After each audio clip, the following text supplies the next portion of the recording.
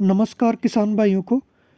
दोस्तों आज अपने पीला रतुआ रोग जो गेहूं में बहुत ही नुकसान करता है अपने उस पर पूरी डिटेल जानकारी देंगे। सबसे पहले अपने ये जानते हैं कि दोस्तों जो पीला रतुआ रोग है, किसान भाई कुछ इसको पीली कुंगी के नाम से जानते हैं, या किसान भाई इसको हल्दी रोग के नाम से भी जानते हैं, और आजकल इसको येलो रस्ट भी बोला जाता है इंग्लिश में। दोस्तों सबसे पहले अपने इसको जानते हैं कि ये फैलता कैसे है। जैसे ही मौसम परिवर्तन होता है दोस्तों, इसके जो बहुत ही बारीक कण हवा में मिक्स होके अपने खेतों में गिर जाते हैं। दोस्तों ये इतने माइक्रोन में बारीक होते हैं कि अपने इसको खुली आंख से देख नहीं सकते। जैसे ही इसको फंगस को जो पत्तों पर गिरता है, इसको अपने अनुकूल वातावरण मिलता है तो ये आगे बढ़ना शुरू कर देते हैं। कुछ घंटों के बाद ही ये अपनी फंगस जो पत्तों पर गिरती है उसको धीरे धीरे अपना ये पूरी कॉलोनी बनाना शुरू कर देती है। दोस्तों इसके अनुकूल वातावरण ऐसा होता है कि जैसे अपने दिन के टाइम थोड़ा टेम्परेचर हाई होता है और रात के टाइम पूरी ओस गिरती है और साथ में बिल्कुल रातें ठंडी होती है। उस लायक जब अपने वातावरण होता है तो इसको बहुत ही सूटेबल हो जाता है और इसकी जो फंगस है वो बहुत ज़्यादा जल्दी बढ़ना शुरू कर देती है। शुरू में दोस्तों पीला रतुआ रोग जो होता है वो इसके जो फंगस होते हैं वो बहुत ज़्यादा सूक्ष्म होते हैं, उसको अपने देख नहीं सकते। और शुरुआती दौर में जब अपने इसको देखेंगे तो अपने को पत्तों पर ऐसा दिखाई देगा जैसे बिल्कुल बारीक बारीक कण पत्तों पर पड़े हों हल्दी के, ऐसे अपने को पत्तों पर नज़र आएगा। जैसे एक लकीर खींच रखी हो पत्ते के ऊपर और उसके ऊपर डॉट डॉट बिल्कुल हल्दी के पड़े हों, ऐसा अपने को पत्तों पर नज़र आ रहा हो तो समझ जाना चाहिए कि उसमें पीला रतुआ रोग होना शुरू हो गया। पीला रतुआ रोग को पहचानने के लिए दोस्तों एक आसान तरीका और है। जो आपको पत्ते पीले नज़र आ रहे हैं उसको अपने हाथ से अंगूठे से ऊपर की तरफ उंगली से रगड़िए। आप ऊपर की तरफ खींचेंगे तो आपके हाथ में अगर पीलापन कोई भी नज़र आ रहा है तो इसका मतलब है कि उसमें पीला रतुआ रोग अपने गेहूं में शुरू हो गया। लक्षण दिखाई देने पर दोस्तों घबराना नहीं चाहिए। ये बिल्कुल सर्कल के रूप में पहले पहले दिखाई देगा कि आपको थोड़े थोड़ी जगह पर खेत में दिखाई देगा। आप पूरे खेत को पूरा अपने मार्क कर ले, पहले पूरा अच्छी तरह से मार्क कर ले कि कहाँ कहाँ पर अपने को पौधे दिखाई दे रहे हैं पीले रतुए के।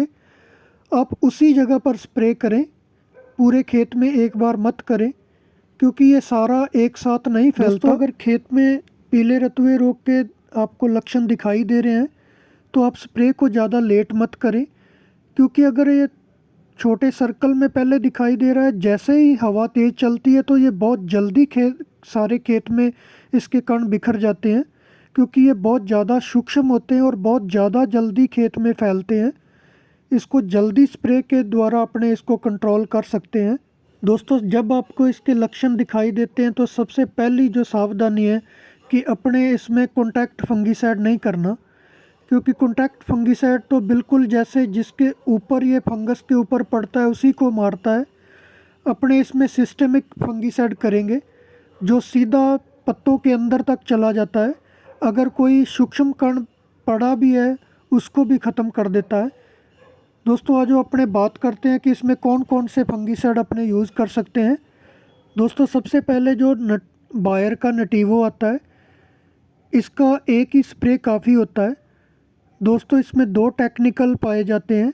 ट्रैफ्लॉक्सिस्ट्रोबिन 25% WG में आता है और टैबुकोनाजोल जो होता है 50% होता है। दोस्तों ये कॉन्टैक्ट फंगीसाइड नहीं है, ये सिस्टमिक है, ये पत्तों के अंदर तक जाता है और दोस्तों इसका बहुत ही ज़बरदस्त रिजल्ट है। ये अपनी फसल को 20-25 दिन तक ये अपने रोक के रखता है, फंगस वगैरह नहीं आने देता।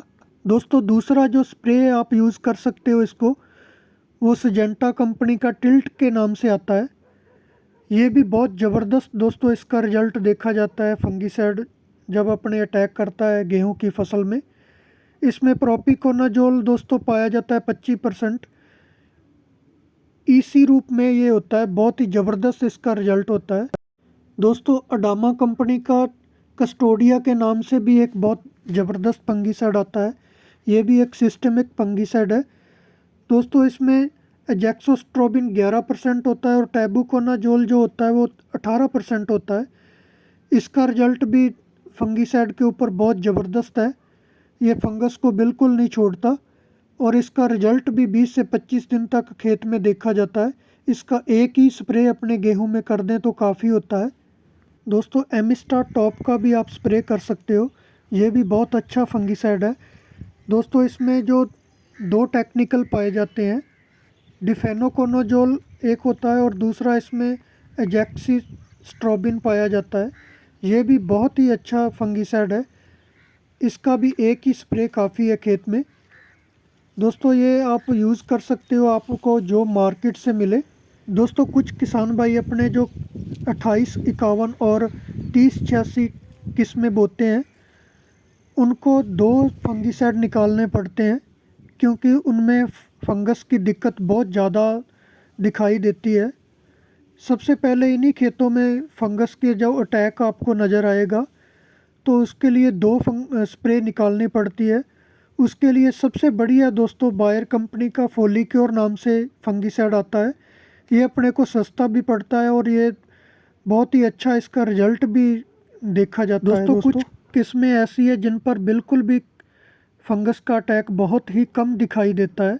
अगर दोस्तों थोड़ा बहुत उसमें अटैक होता भी है तो उसको कंट्रोल करने के उन किस्मों में जीन्स पाए जाते हैं जो कि उसको कंट्रोल कर जाते हैं।